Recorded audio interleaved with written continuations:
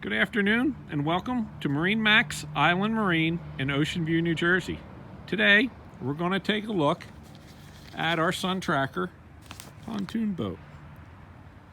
This is a 2017 boat with a 115 Mercury 4-stroke outboard on back.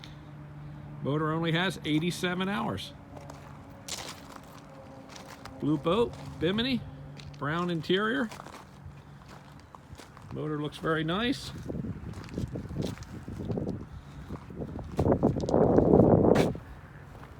It's a Sun Tracker 24 fishing barge DLX. Let's go inside and take a walk through. As we enter our Sun Tracker, helm seat, helm, Garmin GPS, Jensen stereo, L-shaped seating with storage under it, storage in front of the helm, 2 seats up front with rod holders. This one's a live well, little door in the front. We have a door in the side. Here's our L-shaped seating again. Aft, we have a pop-up area with a curtain where you could put a head.